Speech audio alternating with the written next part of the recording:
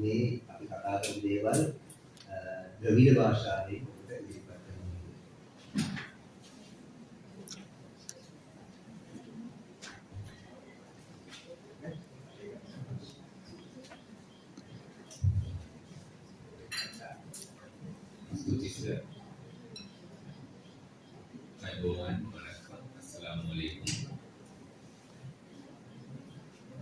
Dr. Samita Siripunga Circus சொன்ன மாதிரி அதே போல டாக்டர் செனிட்டர் லியனி எமர்ஜென்சி பேஷண்ட் சொன்ன மாதிரி இன்று ஏன் நாங்கள் விபத்துக்கள் சம்பந்தமாக பேசுகிறோம். இதுக்கு ஏதாவது காரணங்கள் இருக்கிறது. எங்களுக்கு தெரியும் இந்த காலகட்டம் ஒரு மீடிய சீசன் சொல்லுவோம், புத்தாண்டு காலம். இந்த காலத்துல விபத்துக்கள் கூட நடக்கின்றன. அதை பத்தி நாங்கள் கொஞ்சம் டேட்டாவோட பார்ப்போம். இலங்கையில விபத்துக்கள் காரணமாக கிட்டத்தட்ட 12,000 இறப்புகள் நடக்கின்றன ஒவ்வொரு வருடம்.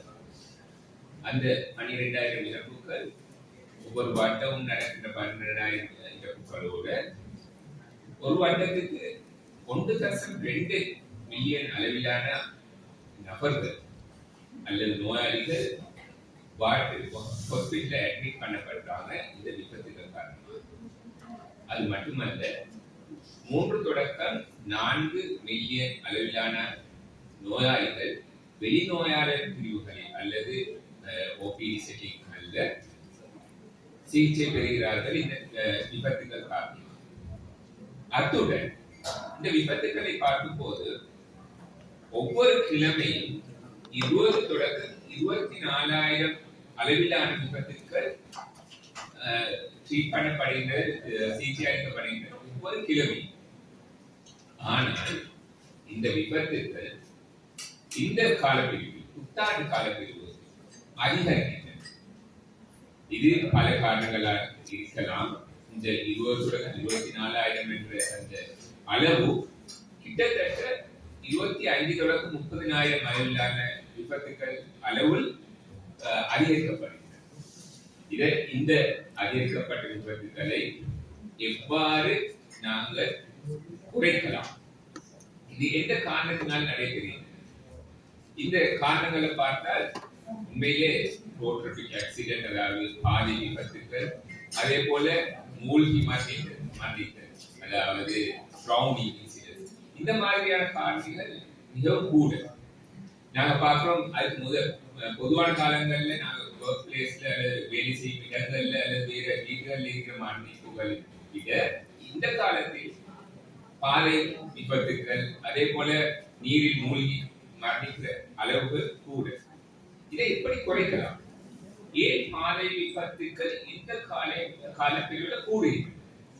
சில நேரங்கள்ல அவங்க மதுபோதையில டிரைவ் பண்றது ஒரு காரணமா இருக்கலாம், அல்லது அந்த போன் பாவிச்சு கூட தொலைபேசி கை தொலைபேசியில் பாவிச்சு கொண்டு டிரைவ் பண்றது ஒரு காரணமா இருக்கலாம், அல்லது அவங்க நீண்ட டிரைவ் சொல்லுவாங்க, அந்த டிரைவிங் நீண்ட தூரம் பயணிக்கிறதால ஏற்படுகிற கஷ்டத்தினால ஏற்படுற ரோட் டிராபிக் ஆக்சிடென்ட்ஸ் இருக்கலாம். இந்த மாதிரியான காரணங்களை நாங்கள் எப்படி குறைக்கலாம் என்பது கட்டாயம் நாங்கள் கருத்தில் கொள்ள வேண்டும். எப்படி குறைக்கலாம் என்பதை நாங்க எங்களுக்குள்ளால எங்கள இந்த அமைப்புக்குள்ளால கட்டாயம் கலந்தாலோசித்து குறைக்க வேண்டும். இரண்டாவது, புத்தாண்டு காலங்கள்ல நடைபெறுகின்ற ஒரு முக்கியமான இதுதான் விளையாட்டு நிகழ்வுகள், ஸ்போர்ட்ஸ் ஈவெண்ட்ஸ் சொல்லுவோம். இந்த ஸ்போர்ட்ஸ் ஈவெண்ட்ஸ்ல காயங்கள் அல்லது விபத்துக்குள் உள்ளாக்கப்படுகின்ற அளவு சரியான கூட. டாக்டர் செனிட்டர் லியனி எமர்ஜென்சி சொன்ன மாதிரி வித்தியாசமான விளையாட்டு நிகழ்வுகள் நடைபெறுகின்றன. இந்த வித்தியாசமான விளையாட்டு நிகழ்வுகளின் மூலமாக பல நோயாளிகள் அல்லது பல நபர்கள் விபத்துக்குள்ளாக்கப்பட்டு வைத்தியசாலைக்கு அனுமதிக்கப்படுகின்றனர். இதனையும் நாங்கள் எவ்வாறு குறைக்கலாம் என்பதை பார்க்க வேண்டும். உதாரணமாக நாங்கள் ஒரு விளையாட்டு நிகழ்வு ஒன்றை நடாத்துகின்றோம் என்று பார்த்தால் அந்த இடத்தில் நாங்கள் எப்படி அந்த விளையாட்டு நிகழ்வை நடாத்த வேண்டும், அதற்கு ஏதாவது வழிகாட்டுதல் இருக்கின்றன. தற்போது வெளியிடப்பட்டிருக்கிறது தொற்றா நோய் பிரிவு நூலாக அந்த ஒரு வழிகாட்டல் நூல். அந்த நூலில் பொதுவாக நடத்தப்படுகின்ற விளையாட்டு நிகழ்வுகளில் ஏற்படுகின்ற இந்த விதமான விபத்துகளை குறைப்பது எப்படி என்பது அழகாக விவரிக்கப்பட்டுள்ளது. அது எமது NCD வெப்சைட்டினூடாக, அதே போல சுகாதார அமைச்சின் வெப்சைட்டினூடாக உங்களுக்கு டவுன்லோட் பண்ணி அதை பார்க்கலாம். மிக சுருக்கமாக சொன்னால், புத்தாண்டு காலங்களில் விபத்துக்கள் ஏனைய காலங்களில் ஏற்படுகின்ற விபத்துக்களை விட அதிகமாக நடக்கின்றன.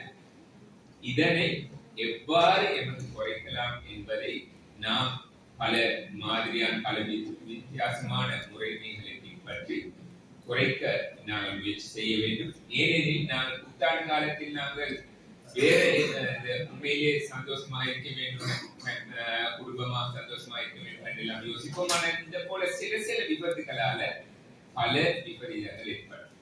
எனவே நாம் அதற்கான முயற்சிகளை செய்ய வேண்டும் என கூறி புத்தாண்டு வாழ்த்துக்களை தெரிவித்துக் கொண்டு முடிக்கின்றேன். நன்றி. அஸ்ஸலாமு அலைக்கும்.